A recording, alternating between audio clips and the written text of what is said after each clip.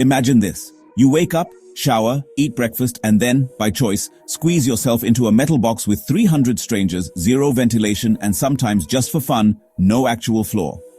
Welcome to Indian public transport. It's not a commute. It's a group therapy session for people who've given up on personal space and occasionally basic survival. Think I'm joking?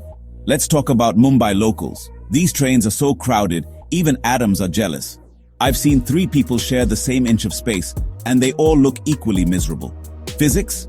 It's just a suggestion here. If Thanos ever tried to snap away half the crowd, I guarantee the remaining half would just get angrier because, hey, less people means less body heat, right? Overcrowding isn't a bug, it's the main feature.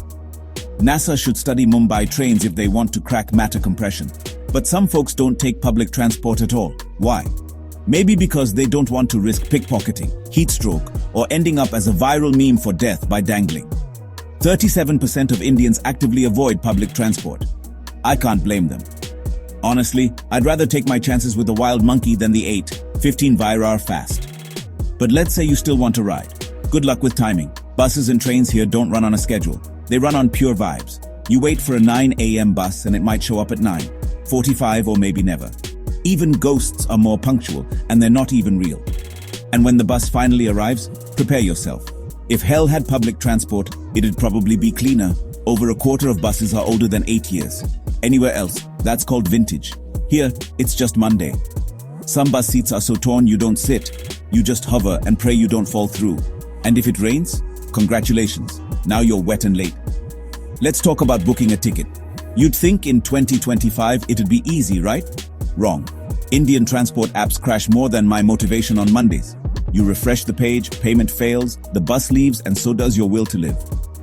And once you do reach your stop, Delhi Metro is great, until you realize the last mile is entirely your problem. No rickshaw, no bus, no sense of direction, just a long, lonely walk and a silent prayer your knees don't give out. But here's where it gets dark. In 2017, the Elphinstone Bridge stampede killed 23 people. Why? Because a little rain turned a footbridge into a death trap. Infrastructure decades behind, but hey, who cares, right? Safety in Indian public transport. It's like Wi-Fi at a railway station. Always promised, never found. People hanging from doors, sitting on roofs, sometimes getting electrocuted by overhead wires. It's not a commute, it's an extreme sport. The official safety plan? I'm pretty sure it's just a guy with a good luck sign. And don't even get me started on pollution. Every city's already choking on smog, but we're still running buses that should have retired back when Orkut was cool. Each bus is a moving gas chamber, and the only fresh air you get is when a window falls off. You'd think someone in power would care, but no.